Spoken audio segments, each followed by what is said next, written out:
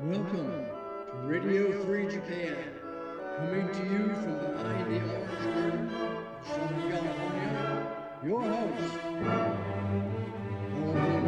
Rose. こんにちは。レディオフリージャパンのカリフォルニアローズです。レディオフリージャパンでは、主に日本に住んでいる人々に向けて話しています。内容はテレビと新聞でしか情報を取っていない皆様に、これは間違っている情報、メディアがついている嘘の情報だということを気がついていただきたく、この動画を始めています。今日は先日行われた国連のトランプさんの国連演説についてお話し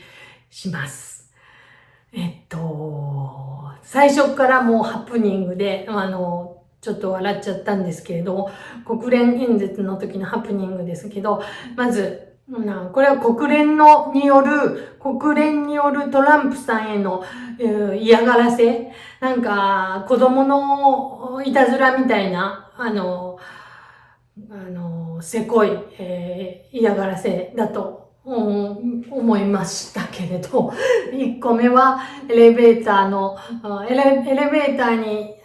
乗ろうとした途端に急停止。そう、ちょっと気を抜いていたら、転んで怪我をするぐらいのことです。事件です。それから、トランプさんが演説を始めようとしたら、テレプロンプターが故障しているという事態があって、もうその辺もすごく上手にトランプさんは、センスオブヒューモアで、反撃するという、その歓迎をありがとうみたいな、感じで、演説が始まりました。で、全く、国連、トランプさんは今まで、トランプ大統領に就任してから、7つの戦争を終わらせてきたんですが、国連からは、一つも、よくやったねとか、ありがとうとか、おめでとうとか、そういう連絡とかは一切ありませんでしたが、ただもらったのはこのエレベーターの急停止と、テレプロンプターの故障ということがあって、ありがとうと言って、始まりました。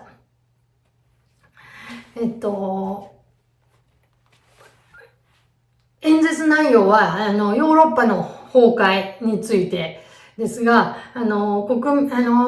ッパは今すごい非常事態で、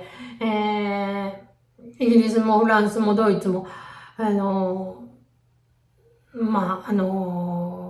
経済が全く発展しないし、移民が大量に受け入れられたために、ひどい状態に陥っています。治安は悪くて、ホームレスは街に溢れ、犯罪は多発して、という、原因としては大量移民の受け入れとか、CO2 規制によるものが大きいのではないかと思います。CO2、地球温暖化と言ってますけど、最近ではこの地球温暖化っていうよりも気候変動と言った方がいいだろうという、ことで、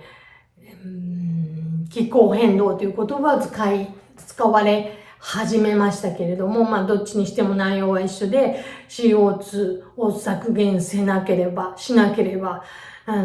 国は、崩壊すると、言い続けています。そして、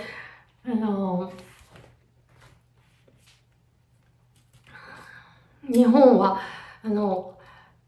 日本はこの今のヨーロッパに追随するように同じようなことをしているんですけれども、外国人受け入れを、どんどん、外国から入れて、特に中国からの人をどんどん入れて、ということをやっていますから、これも全く逆、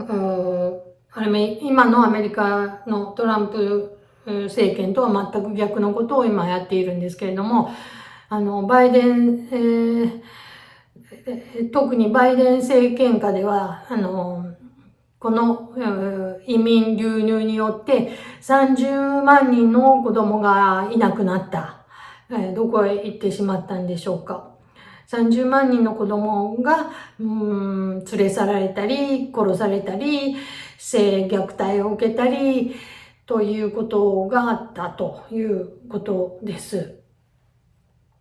で、クリーンエネルギーを、グリーンエネルギーですね、を推進していて、そして地球温暖化なんて嘘だということを気がついていない、人たち、国々は、崩壊へのまっしぐらの状態にあります。地球温暖化なんて嘘だ。これは詐欺なんだと。気候変動と言い換え始めましたけど、気候変動なんてないんだ、嘘だ、詐欺だということを気がつき始めた人もかなり今増えてきております。これヨーロッパでも。そして選挙の結果にも出始めているんです。が、日本は、少し動きが参政党の方が、神谷さんという人が、出てきたことによって少し変わり始めてきたのかなと思いますが、でも、まだまだ一般の人たちには、気候変動のこととか、それから、例えば LGBTQ のことだとか、それからワクチンのことだとか、全く、理解されてっていうか、メインメディアで伝えられる情報を完全に信頼している人が多いです。私などがこんなことを友達に喋っても、極って言われたり、そんなっていう、全く、取り合ってもらえない状態にまだまだあります。その人たちがどこから情報を取っているかというと、やっぱりメインメディア、テレビか、新聞だけなんですね。で、今までこうやってなんとなく幸せに暮らしてきたんだから、このままでいけるだろうっていう感じなんですね。でも、このままってことはありえないと思います。それが理由にもロンドンやパリや私たちの大好きだったヨーロッパの